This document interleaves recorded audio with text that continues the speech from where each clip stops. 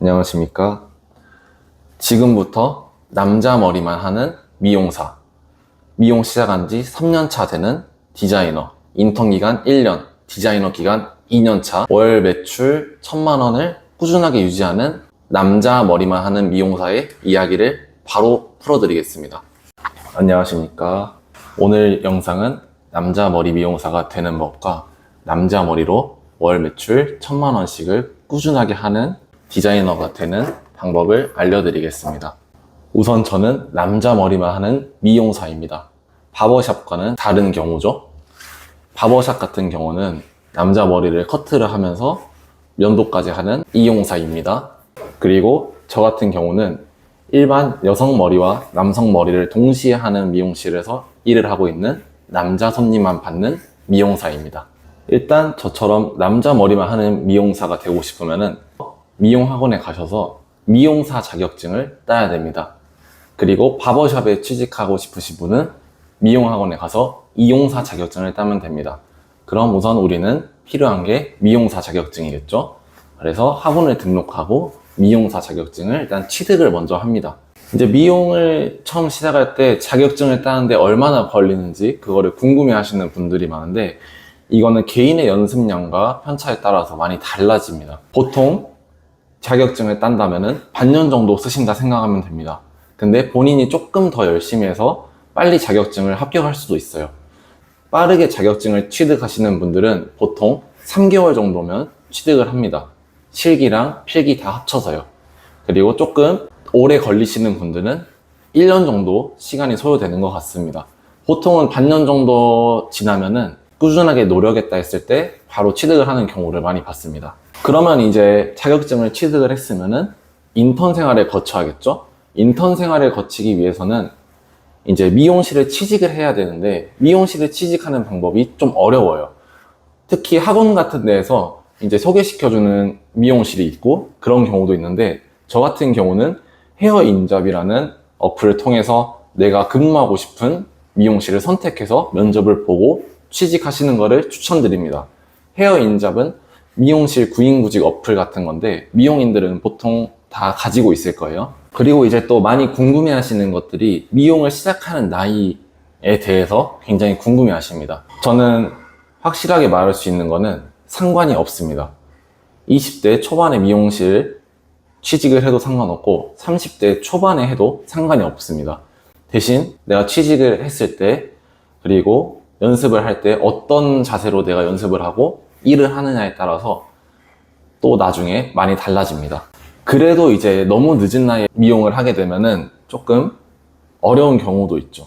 제 개인적인 생각에는 30대 한 중반 정도부터는 조금 힘들지 않을까 그런 생각을 합니다. 이유는 이제 보통 미용실에 취직하시는 분들이 20대 초반에서 중반 사이 가장 많이 분포가 되어 있습니다. 그래서 30대 초반까지는 좀 어울릴 수 있는데 그 다음부터는 이제 노력이 조금 필요합니다. 저 같은 경우도 20대 중반에 미용실을 취직했습니다. 저 같은 경우는 25살 때까지 이제 식자재 유통이라는 그런 업을 하다가 그러니까 트럭을 타고 식료품을 납품하는 업체 그런 데서 이제 일을 하다가 미용실에 취직을 하게 된 케이스입니다. 그리고 이제 나이가 조금 차서 미용실에 입사를 할 때 조금 이제 고민이 되고 그러잖아요. 근데 딱 입사를 했을 때는 진짜 초심자의 마음으로 나보다 나이가 어리든 많든 신경을 안 쓰고 내가 배워야 되는 기술이 있기 때문에 그거를 배우는 거에만 집중하고 입사를 하시면은 어디가 어떻고 저기가 어떻고 신경을 안 쓰셔도 됩니다. 또 하나 궁금한 거 어디 미용실 이렇게 프랜차이즈들이 여러 개가 있잖아요.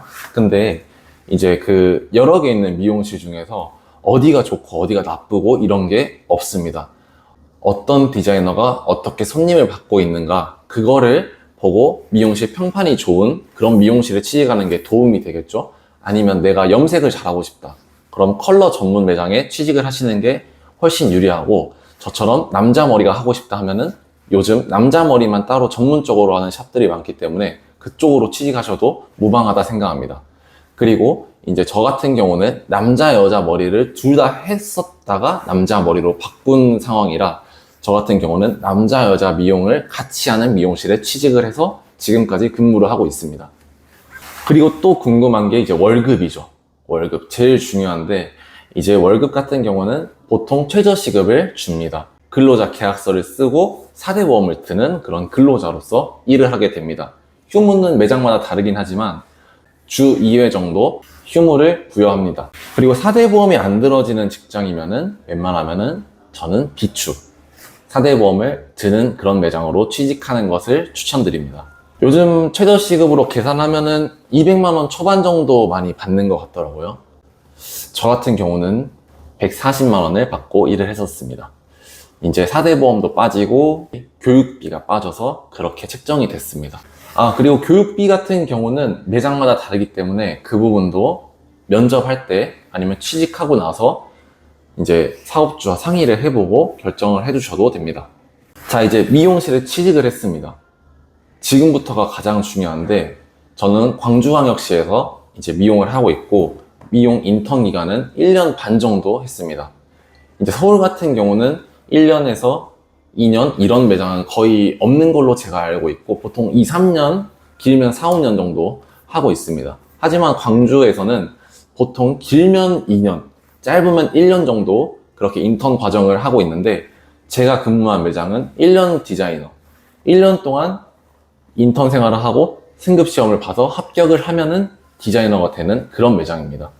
그리고 이제 저는 그냥 개인적으로 가장 중요하게 생각하는 것은, 매장을 선택을 할 때 뭐 급여, 휴무, 휴게 시간, 월차, 뭐 휴가 이런 것보다는 내가 인턴으로 취직했기 때문에 열정 페이 이런 거는 바라지도 않습니다. 진짜 내가 교육을 제대로 받을 수 있는 매장인가를 선택하는 게 가장 좋다고 생각합니다. 근무를 해도 교육을 제대로 받지 못하면은 나중에 손님을 상대할 때 엄청난 애로사항이 있을 수밖에 없어요. 그래서 무조건 교육 중심의 매장에 취직하는 것을 추천드립니다. 그리고 저처럼 이제 남자 머리가 하고 싶을 수 있잖아요. 하고 싶어서 남자 미용실에 취직해서 남자 머리 기술만 배워도 저는 상관이 없다고 생각을 합니다. 하지만 제가 여자 머리랑 남자 머리를 둘 다 배워본 경험으로서 여자 머리의 기술이 남자 머리에 적용이 되는 상황도 있습니다. 그래서 여자 머리를 배웠던 것을 후회하지 않습니다. 그리고 저는 여자 손님들을 초급 디자이너부터 반년 정도까지는 여자 손님들을 받았습니다. 그리고 여자 머리 교육 같은 것도 놓치지 않고 계속 가는 중이에요. 반대로 남자 머리 기술을 여자 고객님한테 쓰는 경우도 있죠. 왜냐면은 요즘은 머리 스타일이 되게 다양해졌기 때문에 테크닉을 섞어서 쓸 수 있습니다. 근데 이제 남자 머리만 배우게 되면은 약간 그 폭이 줄어드는 느낌은 있죠. 대신 그거는 개인이 연습해서 채울 수 있는 부분이라고 저는 생각합니다. 자, 이제 초급 디자이너가 됐습니다. 내가 남자 머리를 할 건지, 남자 여자 머리를 할 건지, 여자 머리를 할 건지 크게 세분화를 시키는 게 요즘은 유리하다고 저는 생각합니다. 예전에는 다 전부 이렇게 뭐 세팅, 펌, 염색, 커트 다 할 수 있습니다. 이렇게 미용사들이 자기를 어필을 했어요. 근데 요즘은 미용실이 너무나 많죠. 너무나 많고 수많은 미용사들이 있기 때문에 그 중에서 내가 특출나게 잘하는 거 하나가 있으면은 더 유리한 거죠. 왜냐면은 지금 그냥 거리를 지나가 보시면 알겠지만 미용실이 너무너무 많아요. 너무 많습니다. 근데 내가 고를 수가 없어요. 왜냐하면은 다 똑같은 상품을 팔고 있기 때문에 뭐가 특별한지 잘 모릅니다. 하지만 내가 여자 머리만 만약 하고 싶다 하면 여자 머리 메뉴만 과감하게 하셔도 저는 잘 된다고 생각을 해요. 그리고 저처럼 남자 머리 중에서 또 어떤 거 이렇게 하셔도 좋습니다. 그래서 저는 그렇게 세분화를 하는 거를 좀 추천을 드립니다. 대한민국에 미용실이 11만 개가 있고 미용업 종사자가 150만 명이 있습니다. 그 중에서 내가 어떤 사람이 될지는 내가 선택하는 거겠죠? 내가 못하는 거, 내가 좀 부족한 것을 남들에게 양보하는 겁니다. 대신 나는 내가 선택한 부분을 정말 열심히 해서 만족도를 올리는 거죠. 괜찮은 방법 같지 않나요? 저는 제 주 무기를 펌으로 잡았습니다. 남성 머리를 하는 디자이너인데 남성 머리 펌 전문 디자이너로 저는 스스로를 그렇게 말하고 있습니다. 근데 이게 그렇게 말한다고 그냥 되냐? 그게 아닙니다. 남자 펌을 잘하기 위해서 어떤 내가 노력을 했는가? 그것을 정말 중요하게 생각해야 됩니다. 내가 남자 펌을 잘하고 싶으면은 거기에 맞는 연습을 꾸준히 하시고, 세미나를 다니면서 또 연습하시고, 또 연습하고, 더 찾아보고 해야 됩니다. 저 같은 경우는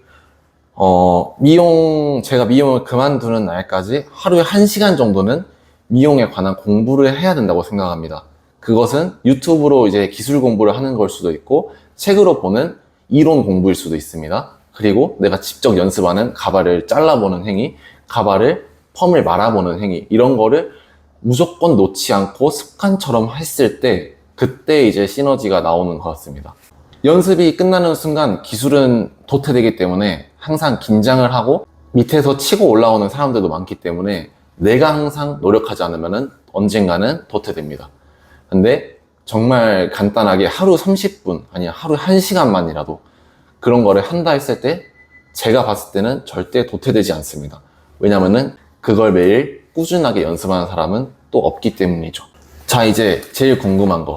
어떻게 하면 남자 머리로만 매출 1000만 원을 꾸준하게 할 수 있는가? 1000만 원 뿐만 아니라 1300만 원, 1500만 원까지 할 수 있는가? 물론 저도 1500만 원 이 정도 매출은 하지 못했습니다. 근접하긴 했지만 저도 역시 공부가 더 필요할 것 같아요. 그 1500만 원 선을 뚫으려면. 보통 우리가 매출을 계산할 때 객단가와 고객수를 생각합니다. 쉽게 생각해서 객단가가 4만 원이 되고 고객님이 250명이 찾아와 주시면 달에 1000만 원을 할 수 있는 겁니다. 그러면 그거를 막연하게 어떻게 해야지 내가 250명을 받고 어떻게 퍼센테이지를 나눠야 내가 1000만 원을 할 수 있을까? 쉽게 생각해 봅시다. 250명, 커트 100명, 다운펌 100명, 펌 50명 이렇게 하면 됩니다. 기준은 커트 2만원, 다운펌 4만원, 펌 8만원 이렇게 잡았을 때 딱 1000만 원이 나옵니다. 그러면 그 매출 1000만 원이 다 내 월급이냐? 그건 아니죠. 그렇게 하고 싶으면은 개인 샵을 차려야 됩니다. 저 같은 경우는 샵에 이제 프리랜서 디자이너로 근무를 하고 있는 입장이기 때문에 매장에서 규정한 퍼센테이지, 인센티브를 받습니다. 여기서 또 궁금한 게 그럼 인센티브는 몇 퍼센트냐 이렇게 궁금할 수 있는데 인센티브는 비밀입니다. 하지만 평균적인 인센티브는 제가 알기로 35%에서 많으면 50%까지 매장마다 매장 환경에 따라 전부 다릅니다. 근데 광주는 보통 40%가 많은 것 같아요. 그랬을 때 월급이 대충 나오죠? 매출 1000만 원 디자이너의 월급 액수가 나오겠죠? 남자 머리만 하는 미용사가 많지는 않습니다. 근데 제가 생각했을 때 남자 머리만 하는 미용사는 성공할 수도 있고 쪽박을 찰 수도 있습니다. 그 정답은 내가 고객님이 많으면 되는 거고 없으면 망하는 겁니다. 그러면 저희가 할 수 있는 고객님을 많이 유치하는 방법, 그거는 꾸준한 연습과 마케팅. 그래서 한번 고객님이 왔을 때 만족을 하고 나가시면 끝나는 거라고 생각합니다. 영상을 거의 마무리하면서 다시 한번 짚어보겠습니다. 내가 월 1000만 원 매출을 하는 디자이너가 되고 싶으면은 필요한 시간은 2년에서 3년 정도는 충분히 필요하다고 생각합니다. 그 안에는 단지 근무를 하는 게 아닌 피나는 노력과 연습만이 살 길입니다. 그리고 또 한 가지, 고객을 진심으로 생각하는 마음. 그리고 슬럼프가 왔을 때는 슬럼프라고 생각하지 말고 그냥 해야 됩니다. 그냥. 그 또한 다 지나가게 돼 있습니다. 저는 매일 아침에 일어날 때 우리가 초등학교 저학년 때 크리스마스 전날 밤을 생각합니다. 그리고 그 아침에 일어나는 감정을 매일 되뇌이려고 노력합니다. 안 될 때도 있죠. 노력합니다. 저 또한 늦은 나이, 어떻게 보면 늦은 나이죠. 25살, 26살 때 시작했으니까. 늦은 나이지만 내가 정말 앞으로 일생을 살면서 일을 하면서 일하는 시간이 너무 고통스러우면 힘들잖아요. 재밌는 거를 하기 위해서 이 업을 다시 선택했습니다. 뭐든 두려워하지 말고 그냥 시도하면은 잘 되는 것 같습니다. 간절하게. 그리고 더 많이 뭔가 전달하고 싶어서 이렇게 노트에 적으면서 제가 대본을 짰는데 이게 또 생각보다 잘 전달이 안 될 수도 있을 것 같아요. 그래서 궁금한 점은 댓글이나 따로 메시지를 보내주셔도 됩니다. 유튜브 보면은 홈에 인스타그램이 있기 때문에 거기로 DM을 주셔도 되고 이메일을 보내주셔도 됩니다. 영상 봐주셔서 감사합니다.